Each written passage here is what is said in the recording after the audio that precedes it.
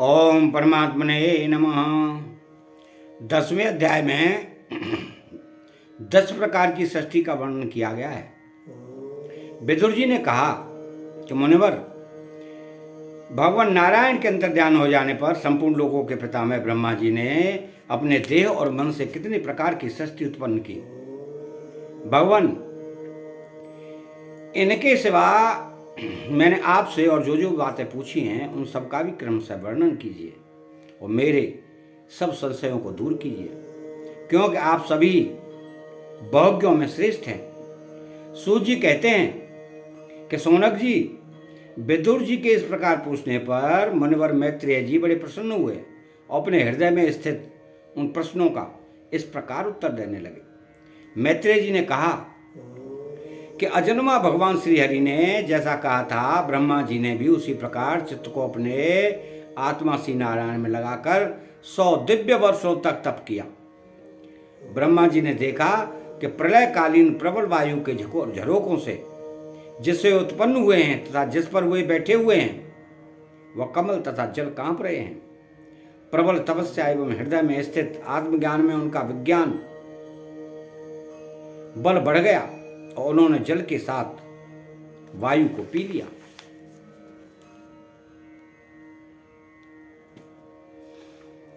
फिर जिस पर स्वयं बैठे हुए थे उस आकाशव्यापी कमल को देखकर उन्होंने विचार किया कि पूर्व कल्प में लीन हुए लोगों को भी इसी से रचूंगा। तब भगवान के द्वारा सृष्टि कार्य में नियुक्त ब्रह्मा जी ने उस कमल कोश में प्रवेश किया और एक के ही भू भुवा स्वाहा ये 3 भाग किए।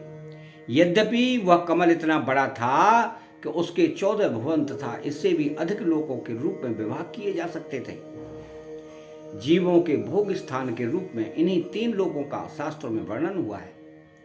जो निष्काम कर्म करने वाले हैं उन्हें मह तप जनः और सत्यलोक रूपी ब्रह्मलोक की प्राप्ति होती है। विदुर जी ने कहा कि ब्राह्मण, आपने अद्भुत कर्मा विश्वरूप श्री हरि की जिस काल नामक शक्ति की बात कही थी, प्रभु उसका कृपया विस्तार पूर्वक वर्णन कीजिए। श्री मैत्रेय जी ने कहा कि विषयों का रूपांतर बदलना ही काल का आकार है। स्वयं तो वह निर्विशेष अनादि और अनंत है। उसी को निमित्त बनाकर भगवान खेल खेल में अपने आप को ही सृष्टि के रूप में प्रकट कर देते हैं। पहले यह सारा विश्व भगवान की माया से लीन होकर ब्रह्म रूप से स्थित था। उसी को अव्यक्त मूर्ति काल के द्वारा भगवान ने पुनः पृथक रूप से प्रकट किया है।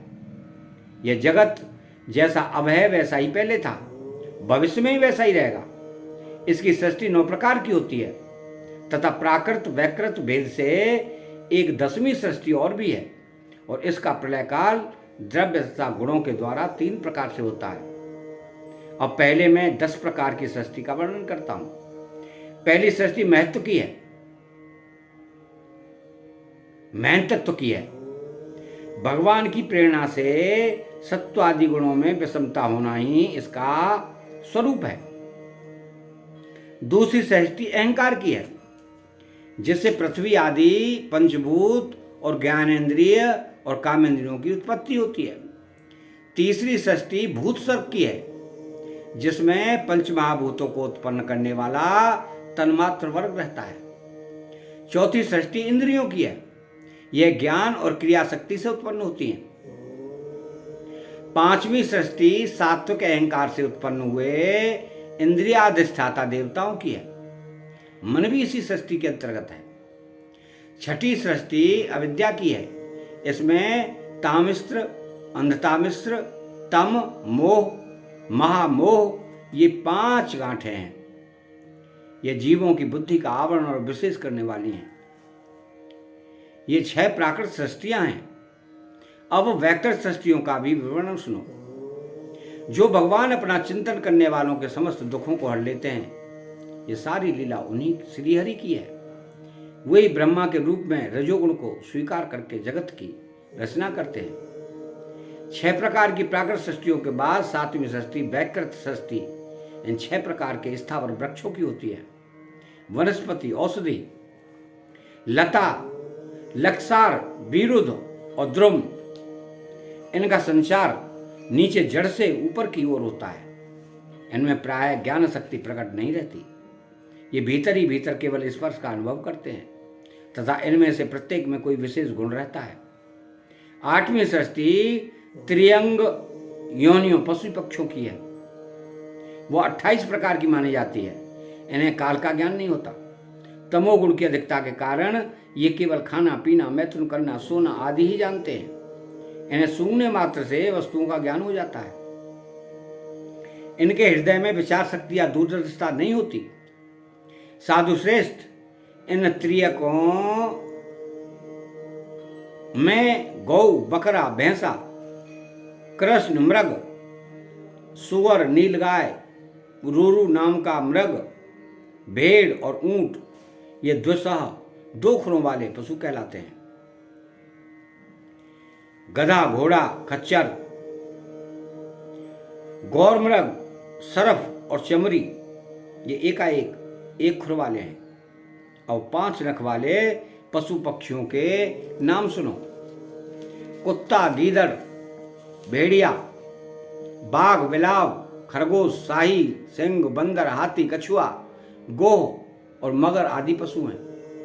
कंक, बगुला, गिद्ध, बटेर, बाज, भास, भल्लूक, मोर, हंस, सारस, चकवा, कौवा और उल्लू आदि उड़ने वाले जीव पक्षी कहलाते हैं। बेदुर जी, 9वीं सृष्टि मनुष्यों की है। यह एक ही प्रकार की है। इसके आहार का प्रवाह ऊपर मुंह से नीचे की ओर होता है।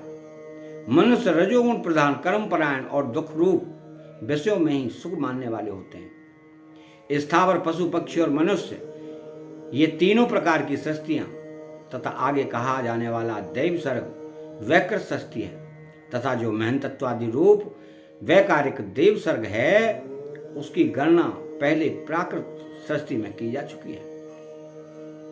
इनके अतिरिक्त सनत कुमार आदि ऋषियों का जो कौमार सर्ग है वह प्राकृत वैकृत दोनों प्रकार का है।